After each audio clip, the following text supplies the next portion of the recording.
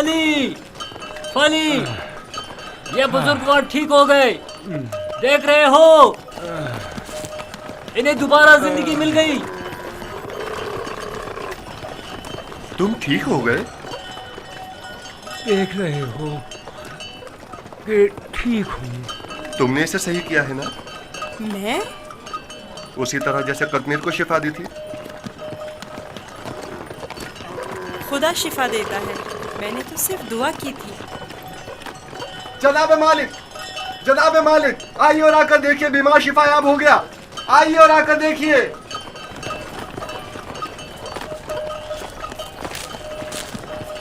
تم بیمار کے ساتھ رہنے پر اس قدر بضد کیوں تھے؟ میں بھی آپ کی طرح رہنما ہوں جو کارواں کے تمام افراد کو صحیح و سلامت منزل مقصود پر پہنچائے۔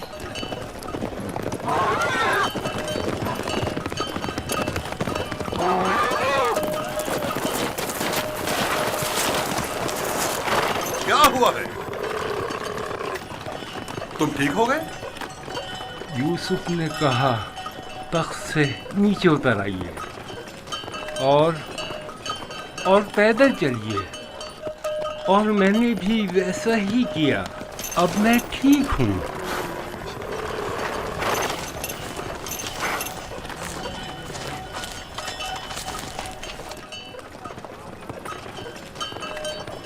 میری یہ زندگی یوسف کی مرہون منت ہے۔ اگر اس نے میرا خیال نہ رکھا ہوتا تو یقیناً میرا کام تو تمام ہو چکا تھا۔ تھوڑا سا خیال رکھنا یہ تو کوئی بھی کر سکتا ہے، میں نے کچھ خاص نہیں کیا۔ یہ شخص موت کی دہلیز پر تھا، اس کے بچنے کی کوئی امید نہ تھی۔ مجھے نہیں پتا تمہارا خدا کیسا خدا ہے، لیکن بس اتنا جانتا ہوں بہت قدرت مند ہے اور تمہیں بھی بہت پسند کرتا ہے۔ چلے روانہ ہو۔ میں نے دیکھا کہ تم میرے حق میں دعا کر رہے تھے، بس اسی دعا نے میری حالت بحال کر دی۔ حرکت کریں۔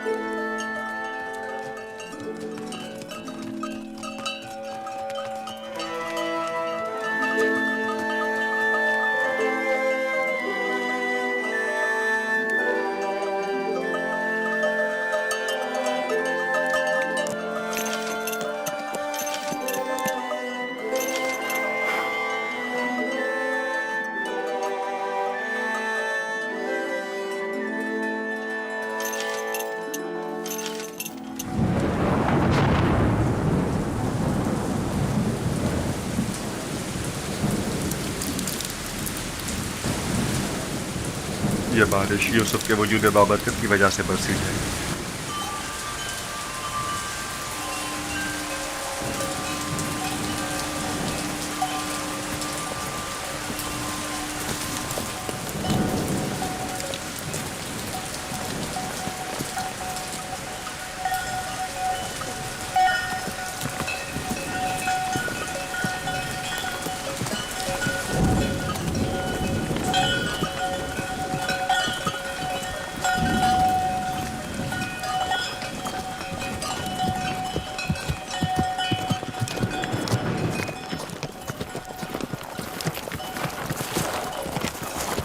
وہ سرزمین مصر ہے، آدھے دن سے زیادہ کا راستہ نہیں، بہت جلد سرحدی پہرے داروں تک پہنچ جائیں گے۔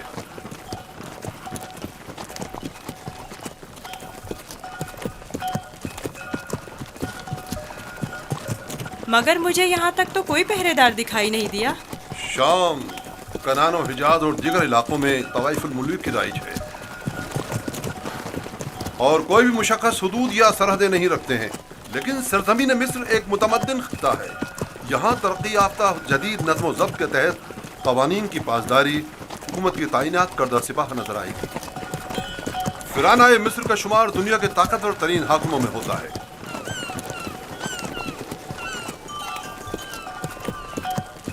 خدایا، اس دیار غیر میں میں خود کو تیری پناہ میں دیتا ہوں اور تجھ ہی سے مدد طلب کرتا ہوں۔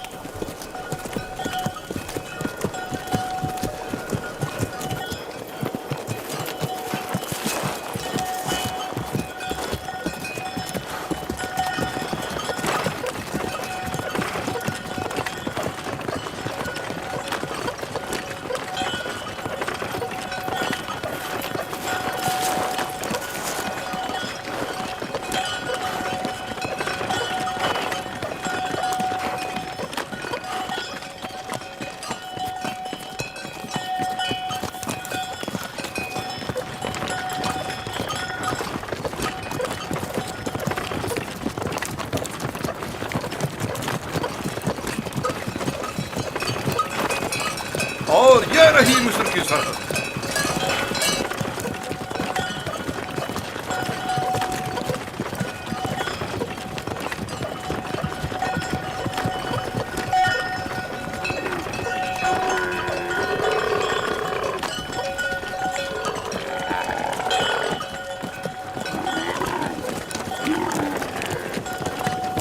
خدایا میں خود کو تجھے سونپتا ہوں.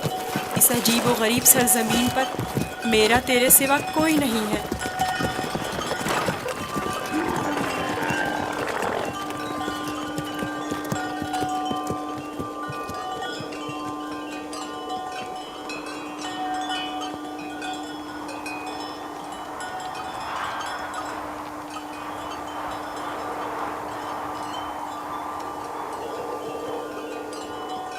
رک جائیں.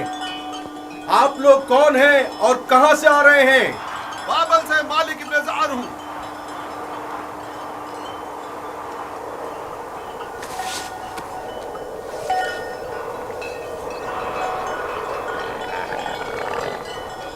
ٹھیک ہے، جا سکتے ہیں. چلو.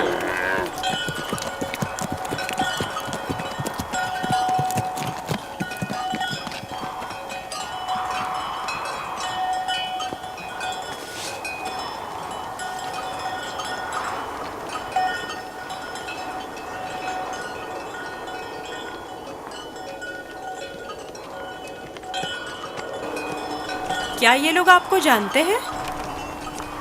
ہاں بالکل جانتے ہیں. ہم نے سالوں تجارت کی غرض سے مصر کا سفر کیا ہے. مصر کافی قدیم اور متمدن سرزمین ہے. شام اور کنعان میں بہت زیادہ فرق ہے. عجیب سے کپڑے پہنے ہوئے تھے. ہاں، یہ سربند پہن کر ان کے چہرے دار سانپ کی طرح نظر آتے ہیں. یہ خطہ سرزمین سانپ کے نام سے معروف ہے. اہل مصر معتقد ہیں کہ ایک بہت بڑا اژدہا سرزمین مصر کا محافظ ہے.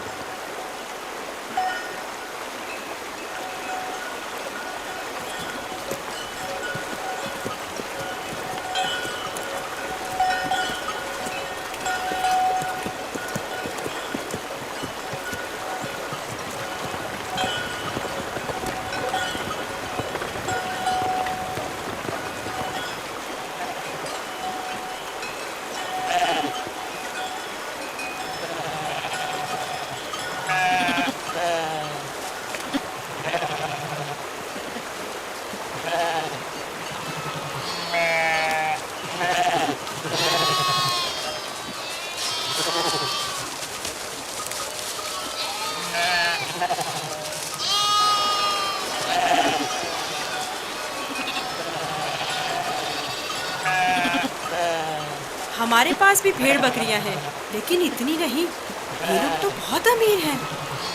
یہ تمام کسان اور سرسبز لہلہاتے کھیت یا تو کلن ان کے خدا آمون اور اس کے معبود کی ملکیت ہیں، یا پھر مطلقاً فرما روا مصر آمون ہوتا کی. تمام اہل مصر انہی کے لیے کام کرتے ہیں. ان کا اپنا ذاتی کچھ نہیں. یعنی مصر کے خدا گائے اور بھیڑیں بھی رکھتے ہیں؟ ہاں، ان کے نزدیک یہ تمام چیزیں خدا کے لیے ہیں. خدا نے تمام چیزوں کو خلق کیا ہے، لیکن اپنے لیے نہیں.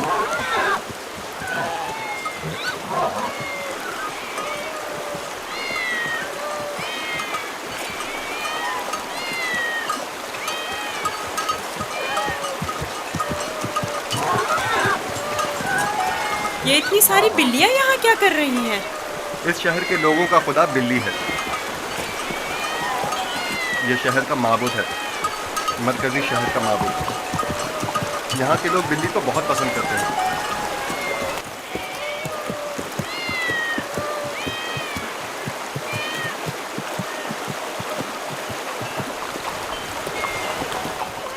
مجھے ایسے کیوں دیکھ رہے ہو؟ میں تو بلی پرست نہیں ہوں. اب سب کے خدا تو تمہارے خدا کی طرح بے عیب اور بے نظیر نہیں ہوتے ہیں نا.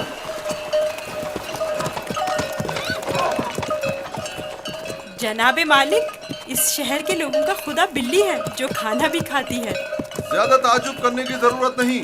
इस सरजमीन के खुदाबंद तो मर्तबे भेड़ बकरियां हत्ता के जनो फर्जंद भी रखते हैं।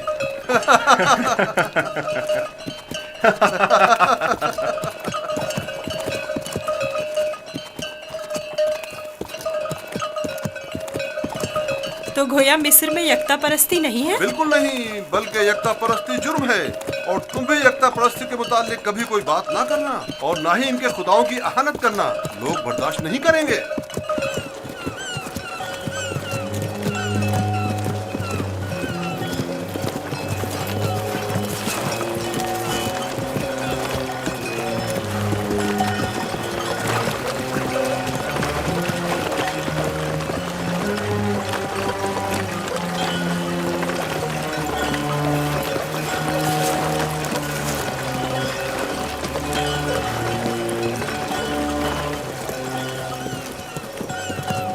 कितना बड़ा दरिया है, यही नील है? ये तो नील का बच्चा है, यानी नील की एक शाख। नील इससे कहीं बड़ी पुरशुक और मुकद्दस है।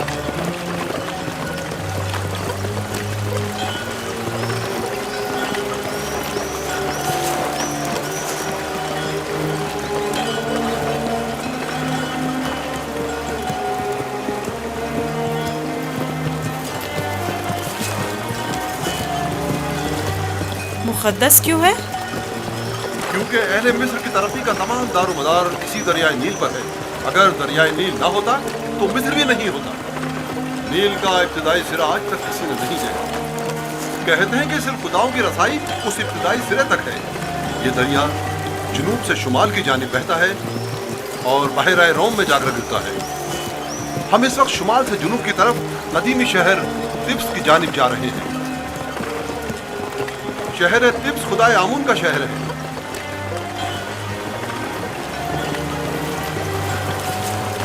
नील के उस तरफ दुनियाए गर्ब है, मुर्दों की दुनिया।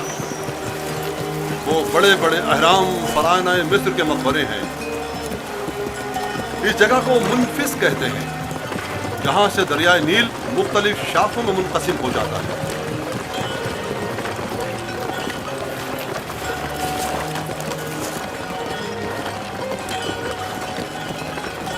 अगर यूसुफ को किसी सरवतमंद के हाथों फरोख्त किया जाए तो न सिर्फ यूसुफ को नेमत और खुदासाइश जिंदगी मिलेगी, बल्कि बेशुमार मालूमता हमारे भी हाथ आएगा। काश ऐसा मुमकिन होता कि यूसुफ को न बेचें। न बेचे तो क्या करें?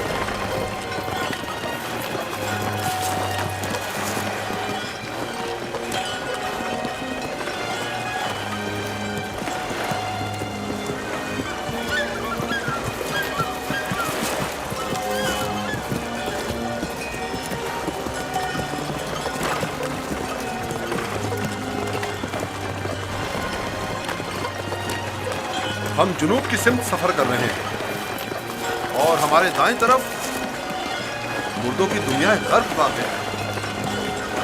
वो जहाज अजसाद के हमलो नकल के लिए मखसूस है। नील के इस तरफ जहां हम इस वक्त हैं, कदीमी शहर तिब्स वाक़ है।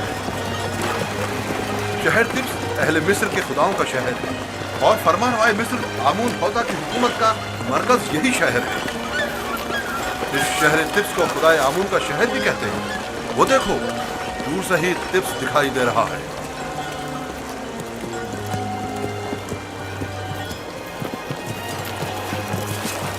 ये रहा तिब्स शहर, 100 दरवाजों वाला शहर। 100 दरवाजे?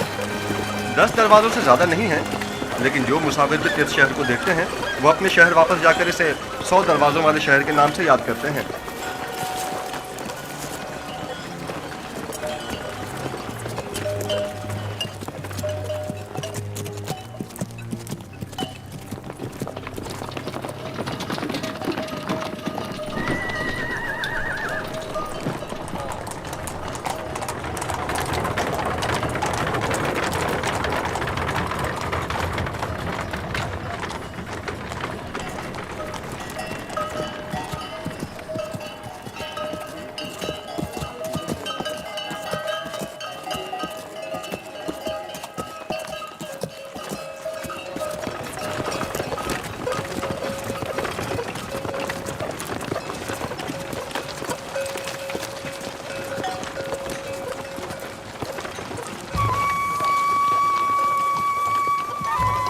بابل سے مالک بن زعر ہوں.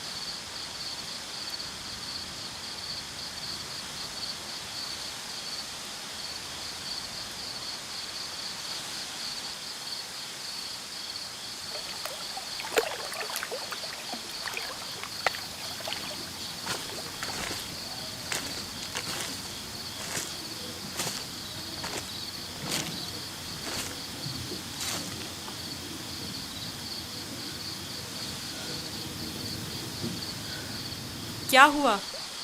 سو کیوں نہیں رہے؟ ڈر ہے کہ بھاگ نہ جاؤں.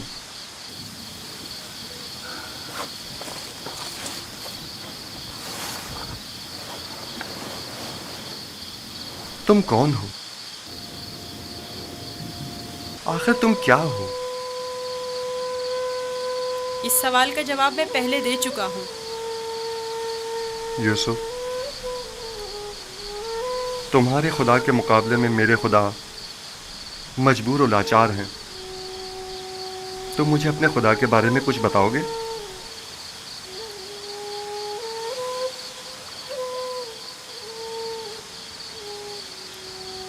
तुम्हारा खुदा हाजिर और नाजिर है, हर जगह उसकी रसाई मुमकिन है।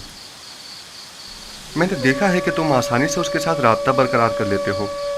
वो भी तुम्हारी आवाज़ को सुनता है और तुम्हारी दुआ कबूल करता है।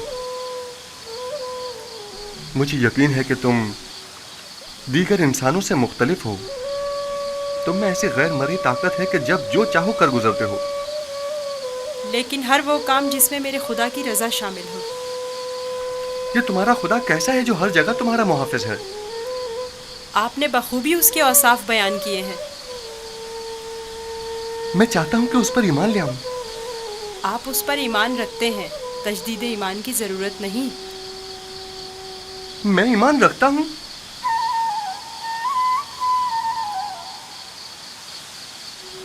आपने मेरे खुदा को हाजिर और नाजिर जाना, उसे हर काम पर कादिर समझा। वो खुदा आपके ख्याल में हर पुकार और दुआ का सुनने वाला है। आपने अपने खुदाओं को ज़ईफ़ व नातवा कहा, यही ऐन ईमान है। यानी तो क्या मैं इस वक्त तुम्हारी तरह यकता परस्त हूँ? आप तो उसी वक्त यकता परस्त हो गए जब कतमीर के हाथ को शिफा मिली। मैं आपके किए गए सवालों से ही समझ गया था। आखिर तुम कौन हो? क्यों नहीं बताते? बज़ाहिर एक गुलाम लेकिन दरपर्दा, जैसे तुम हमारे आका व मालिक हो। तुम्हें खुदा यकता का वास्ता बताओ। कसम ना दे कि मुझे बताने की इजाज़त नहीं है। सिर्फ इतना बता दूं कि ये तमाम वाक़यात खुदा के इरादे से वक़ू पज़ीर हुए हैं और वो यूसुफ को भी एक बड़े मुक़द्दस हदफ के तहत यहाँ मिस्र लाया है। कौन सा हदफ? कम से कम यही बता दो। नहीं जानता, आइंदा मालूम हो जाएगा। मैं मालिक को तुम्हें फरोख्त नहीं करने दूंगा। मैं उसे रोकूंगा। वो तमाम चीज़ों से बाखबर है। अगर वो मुझे गुलाम देखना पसंद करता है तो मैं भी राज़ी हूँ।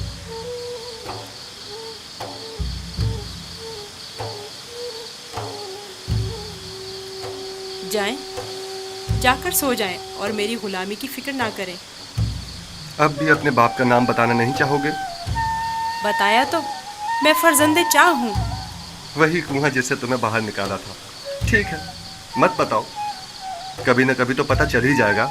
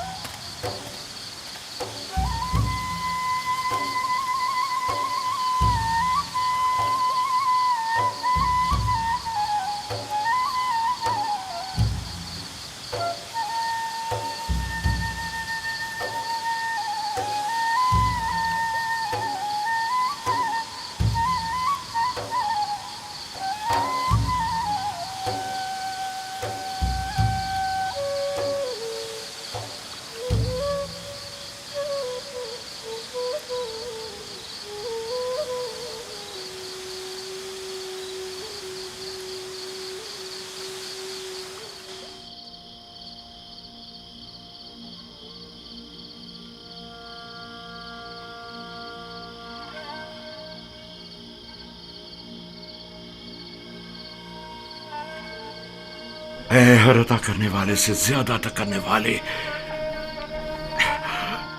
तूने जो हदिया मुझे अता किया था वो अब कहाँ है? अजीम हस्तियां हदिया अता करके वापस नहीं लिया करती। तो मेरे यूसुफ को लौटा दे, मेरे यूसुफ को मुझे लौटा दे।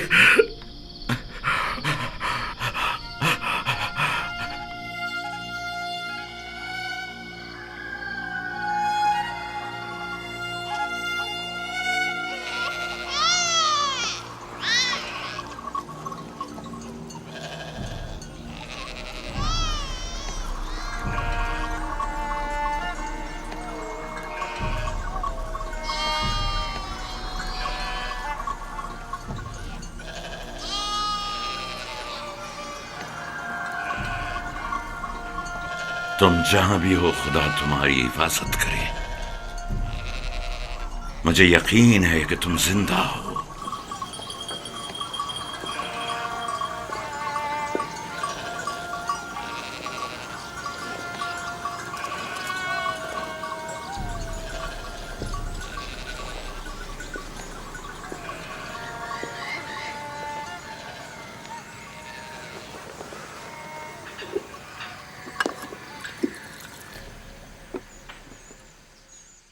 एक बार फिर अपने बेटों से पूछ लो कि यूसुफ के साथ उन्होंने क्या किया।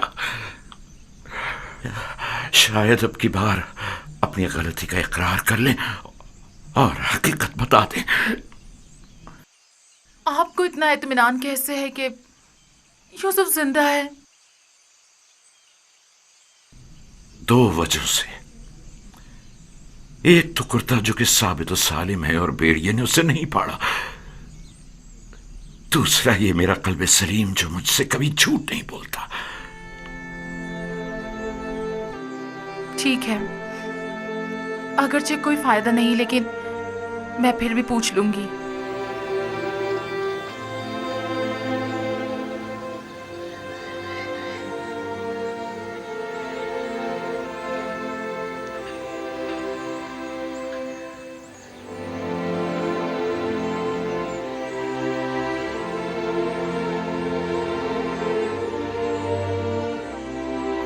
मैं चाहता हूं कि वो अपने गुनाह का इतराफ कर ले, तौबा कर ले। शायद खुदा उनके गुनाह बख्श दे। हमने अपनी आंखों से नहीं देखा, लेकिन यकीन है कि भेड़िया ने ही यूसुफ को खाया है। कितनी बार बताऊं? अगर 1000 बार भी बताओगे तब भी झूठ ही होगा। दिल तो चाहता है कि अभी तुम बच्चे होते और मैं तुम्हें ताजिया ने मार मार के तुम्हारी खाल उधेड़ देती। अगर भेड़िए ने यूसुफ को खाया है तो उसका कुर्ता क्यों नहीं फटा? हमें भी नहीं पता। हमारी खुद समझ में नहीं आ रहा है कि हुआ क्या है। मैं तुम पर लानत भेजती हूँ। तुम लोग झूठ बोल रहे हो। यूसुफ को किसी भेड़िए ने नहीं खाया, बल्कि उसे भेड़िया सिफतों ने मारा है। भेड़िया सिफतों ने।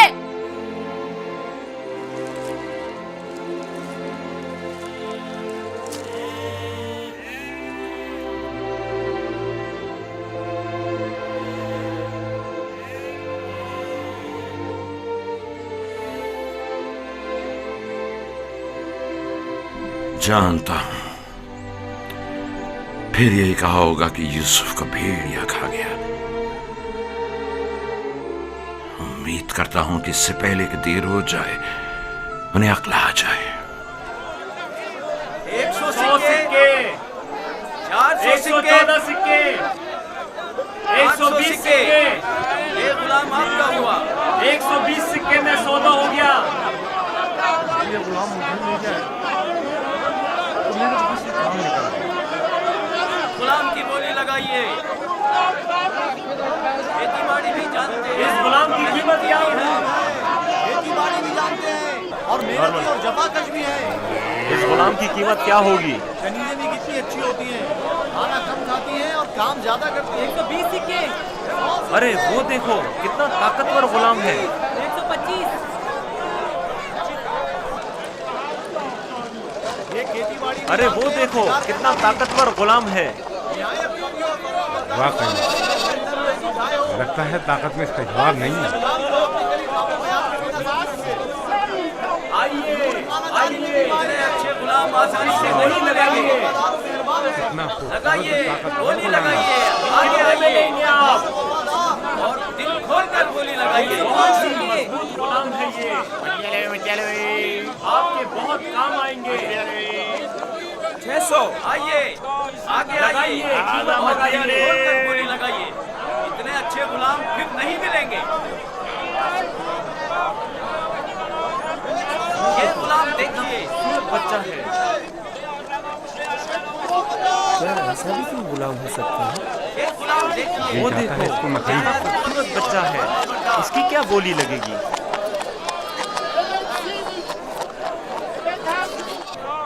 वो देखो मालिक, बच्चा कितना खूबसूरत है। इस जैसा गुलाम आज तक नहीं देखा। काश ये मुझे मिल सके। इसे मत बेचो। क्या खूबसूरत बच्चा है। ये कितने में बिकेगा? अरे वो देखो कितना ताकतवर गुलाम है। मैं भी उसे बेचने पर दिल से राजी नहीं हूँ। 200। तुमने देखा नहीं वो खुद अपने बिकने पर कितना माइल है। लगाइए लगाइए, गोली लगाइए, लगाइए लगाइए, गोली लगाइए। इस गुलाम की कीमत क्या होगी? मैं बर्दा फरोशी तो नहीं जानता, लेकिन इतना जानता हूँ कि ये गुलाम खूबसूरत, होशियार और पढ़ा लिखा है। दीगर मजीद खूबियाँ भी हैं इसमें जो इसकी कीमत बढ़ाती हैं। ये गुलाम मैं इसे कम कीमत में नहीं बेचूंगा। یہ معبد کے لیے بہترین خدمتگار ثابت ہو سکتا ہے اور مستقبل میں بطور کاہن لوگوں کو معبد کی طرف مائل کر سکتا ہے. کوشش کرو اسے ہم خرید لیں. 50 سکوں سے بولی شروع کر دوں. 50 سکے قبول ہے. اس کی قیمت اس سے کہیں بڑھ کر ہے عالی جناب. 150 سکے. نہیں یہ تو بہت کم ہے. جائے گی وہ خوش ہو جائے گا. اس سے زیادہ قیمت کون لگا رہا ہے؟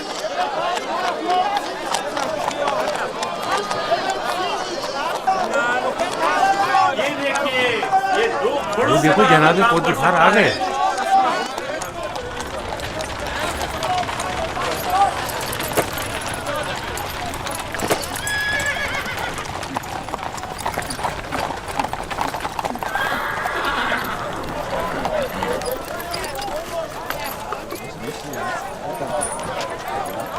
ایسے غلام جو آپ نے کبھی خواب و خیال میں بھی نہ سوچے ہوں گے.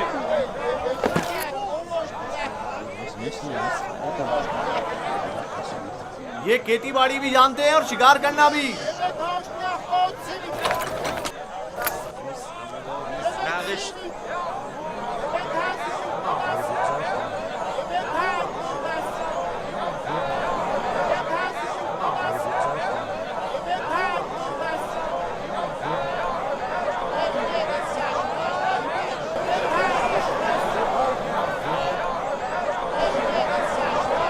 کیا غلام اتنا خوبصورت ہو سکتا ہے؟ ہم نے ایسا غلام کبھی نہیں دیکھا. کتنے میں بکے گا؟ میں نے اس سے خوبصورت بچہ نہیں دیکھا. یہ بچہ بہت خوبصورت ہے.